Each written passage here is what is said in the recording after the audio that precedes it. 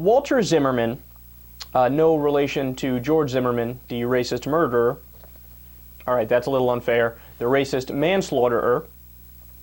This guy, Walter Zimmerman, is the senior technical analyst at United ICAP. He's an expert on all things economics, all things stock market related, and he has come out and said that every indicator I follow shows that the market is going to tank, and there will be a brand new financial crisis. Now, this is something I've been talking about for a while, and it's fascinating to see that, I mean, think about the lead up to the 2008 Great Recession, right? What happened? You had CNBC, the business network, they're supposed to be experts on stocks and economics. They're talking, buy, oh, it's going to be great, everything's looking up, and then it crashes. What happened to being experts? I thought that you guys knew what you were talking about. Turns out, no, they know nothing about economics, they know nothing about the stock market, and all their predictions were wrong. And honestly, that goes for across the media, except maybe a handful of people who saw it coming.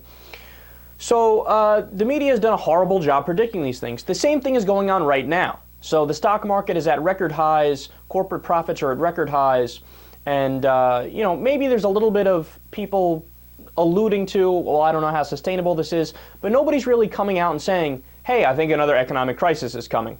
Well, this guy is saying it, I'm saying it as well, and I want to read you some of what he said specifically so you get a better idea of where he's coming from. Quote, most of the rally in the stock market since 2009 can be chalked up to the Federal Reserve's attempt to create a wealth effect through higher stock market prices. This only exacerbates the downside risk. Why? The stock market is no longer a lead indicator for the economy. It is instead reflecting Fed manipulation. Pushing the stock market higher while the real economy languishes has resulted in another bubble. So, I mean, it's just one of the laws of nature, too, which is the sad part about this, that people aren't catching on. What goes up must come down, right? So, throughout history, the stock market has had its booms, it's had its busts.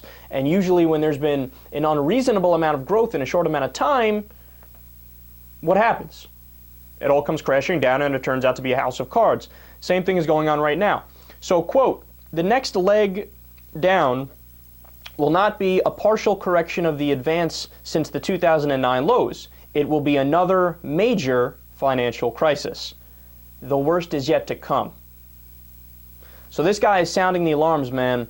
And there's another reason why I wanted to bring this up, which I think is even more important.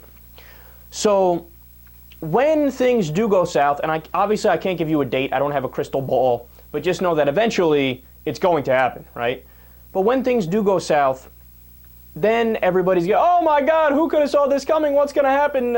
Why? Et cetera, et cetera. And the prevailing wisdom is that it's going to be Barack Obama's fault, it's going to be the Democrats' fault, and it's going to be because they don't know what they're doing in terms of economics. And I'm going to warn you in advance. In fact, I'll give you the facts in advance. It's not because we didn't go, it's not because we went too progressive, it's because we didn't go progressive enough. It's because the so-called financial reform and regulation that we did under Dodd-Frank didn't go nearly far enough. So the problem is going to be the same problem that led to the first problem, which is wanton deregulation, which is greed run amok, which is Wall Street leading to the crisis, while the middle class and the poor are just kind of dragged along behind them.